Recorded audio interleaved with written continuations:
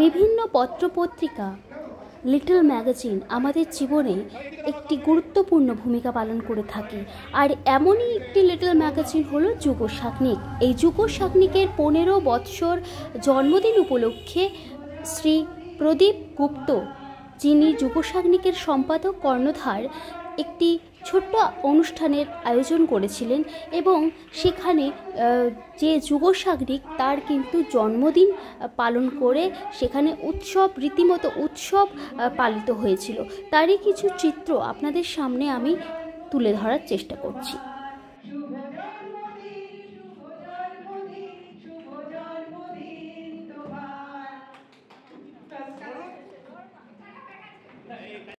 বসুমতীর বুক ফেটে নির্গত হচ্ছে অগ্নিস্রাব আর বর্ষধূপ। অত্যাচারীর ভীম নিষ্পেষণে বাসুকীর অচল ফনা থরথর করে কাঁপছে। পিছনে চলেছে ৩৩ কোটি আধারের যাত্রী। তারা যতবার আলো জ্বালাতে যায় ততবারই নিভে নিভে যায়। তাদের আর্ত কণ্ঠে অসহায়ের কল্যাণ বোধন না হতেই মঙ্গল ঘট ভেঙেছে। শুধু ক্রন্দন, শুধু ভাবুদাস, শক্তি নাই, সাহস নাই। কোথায় আঘাতের দেবতা? আঘাত করো, আঘাত করো তাদের, যারা চোখের সামনে মায়ের অপমান দেখে শুধু ক্রন্দন করে। প্রতিকারের পন্থার অন্বেষণে উন্মত্ত উল্লাসে ক্ষিপ্ত হয়ে ওঠে না। অপমানিত হয়ে যাদের চোখে অশ্রু অগ্নিস্ফুলিঙ্গ নির্গত না হয়ে অশ্রুজল নির্গত হয়, তাদের আঘাত করো, আঘাত করবে আঘাতের দেবতা। আপনি দেখলেন আমাদের 15তম বর্ষে আমরা পা রাখলাম। আমাদের যুগ সাগ্নিক, আমরা দাবি করি না যে আমরা ব্রাহ্মণ্যবাদের প্রতিভূ। আমরা মাটির সাথে মিশে নিচু তলার কবিদের সাথে আমরা সম্পর্ক তৈরি করি। আমাদের 12টা জেলায় পত্রিকার সম্পাদক মন্ডলী আছে। 12টা জেলা থেকে পত্রিকা প্রচারিত হয় এবং 12টা জেলায় আমাদের কবিতা উৎসব হয়। এছাড়াও আমরা বছরে একবার 15 দিন ধরে যতদূর বাংলা ভাষা বলে আমরা একটা অনুষ্ঠান করি। যে অনুষ্ঠানটা প্রায় 3500-এর বেশি কবি সাহিত্যিক, তারা মানে আবৃত্তিকার, সঙ্গীত শিল্পী, শ্রুতিনাট্য সবাই এসে যোগদান করেন। আমার মনে হয় যে সম্ভবত পশ্চিমবাংলায় এত বড় মাপের উৎসব আর কেউ করেন না, এমনকি সরকারও নয়।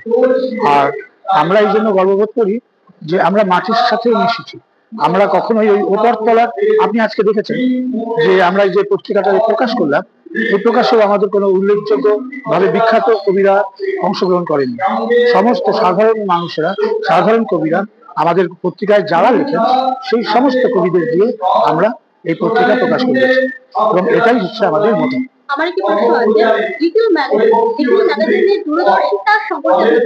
লিটল ম্যাগাজিন আমরা বলি যে মানে কবিতার আতুর ঘর বা সাহিত্যের আতুর ঘর, কিন্তু আমরা সেটা মুখেই বলি, কাজে কেউ করি না। দেখবেন বেশিরভাগ লিটল ম্যাগাজিন সব বড় বড় কবিদের পেছনে ছুটে বেড়ান, বড় বড় করে বিজ্ঞাপন দেন যে আজকে এবার আমার সংখ্যায় এই অমুক আছেন তমুক আছেন। আমরা উল্টোটা করি, আমরা সত্যি সত্যি মাটির থেকে কবি সাহিত্যিকদের তুলে নিয়ে আসি।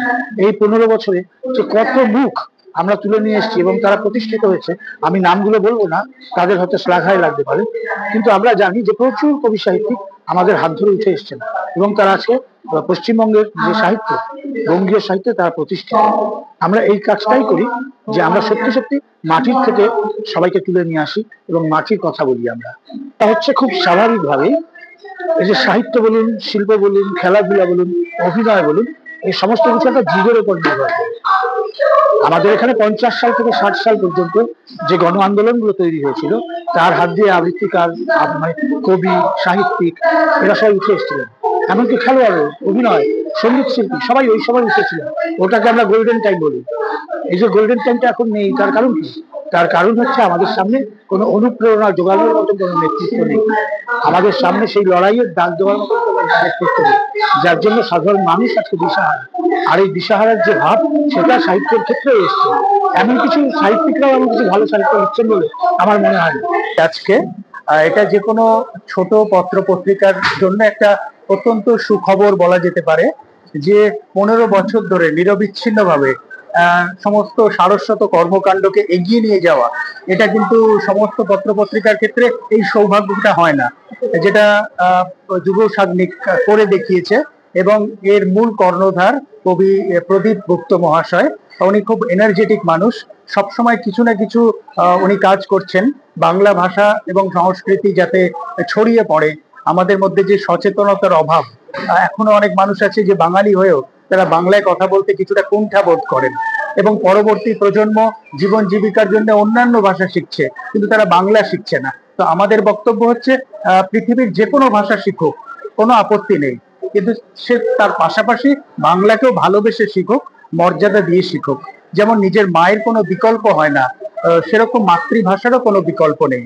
সুতরাং জীবন জীবিকার জন্য আমরা পৃথিবীর বিভিন্ন দেশে যাই, বিভিন্ন সংস্কৃতির সঙ্গে পরিচিত হই, বিভিন্ন ভাষার যে উৎকর্ষ সেগুলো সম্পর্কে পরিচিত হই, এতে কোনো বিরোধ নেই। সব থেকে কষ্ট এবং লজ্জার সেটা হচ্ছে আমরা বিস্তৃত হয়ে যাই যে আমাদের বাংলা ভাষার মধ্যে যে বিশাল একটা সম্ভার আছে, ঐতিহ্য রয়েছে, এত এত কবি সাহিত্যিকের এত এত মণিমুক্ত রয়েছে, আমরা যেন সেটা জানতে পারি এবং আমাদের উত্তর প্রজন্মের কাছে সেই মহার্ঘ ভান্ডার আমরা যেন রেখে যেতে পারি, এবং তারা এটা নিয়ে যেন সমৃদ্ধ হতে পারে এবং গর্ববোধ করতে পারে। এই যে লিটল ম্যাগাজিন বাজারে মানে কিভাবে প্রচলিত, মানে একে এগিয়ে নিয়ে যাওয়ার জন্য নতুন কি কোনো উদ্যোগ নেওয়া উচিত, বা ধরুন নতুন কিছু ইমপ্রুভমেন্ট করলে সেরকম করা উচিত কি? না, অবশ্যই লিটল ম্যাগাজিন হচ্ছে এই পত্রপত্রিকা যে যার খুশি মতো ক্রিয়েটিভ ভাবে লিখতে পারে। যেমন বড় পত্রপত্রিকায় অনেক সময় একটা অঘোষিত নির্দেশিকা দেওয়া হয় যে তুমি এইভাবে লেখো, বা আমাদের এই মত অনুযায়ী তোমাকে লিখতে হবে, একটা তাদের মধ্যে চাপিয়ে দেওয়া হয়। কিন্তু লিটল ম্যাগাজিন সেদিক থেকে অনেকটাই স্বাধীন। এখানে কবি সাহিত্যিকরা দলমত নির্বিশেষে তারা যেটা সত্য মনে করেন সেটা বলতে পারেন এবং অন্যায়ের বিরুদ্ধে লিখতে পারেন, যেটা হয়তো অনেক হাউস অনেক সময় ভয় পায়, বা তাদের সঙ্গে হয়তো কোনো বোঝাপড়া থাকে, তার জন্য তারা কম্প্রোমাইজের রাস্তায় হাঁটে। কিন্তু আমরা বিশ্বাস করি লিটল ম্যাগাজিন সেই কম্প্রোমাইজ করে না, তারা সত্যবদ্ধ থাকে। তো এখানেই হচ্ছে স্বাতন্ত্রতা। কিন্তু এখন বলবো যে লিটল ম্যাগাজিনের নাম করে অনেক এমন লেখা বেরোচ্ছে বা সোশ্যাল মিডিয়াতে যেগুলো কোনো লেখাই নয়, সেগুলো মানে আমরা সাহিত্যের জঞ্জাল বলতে পারি। সুতরাং এখন লেখাটা প্রকাশটা কোনো ব্যাপার না, সহজ, কিন্তু আমরা চাই গুণমান যুক্ত লেখা, যে লেখাটা সমসাময়িক হবে এবং চিরকালীন হবে।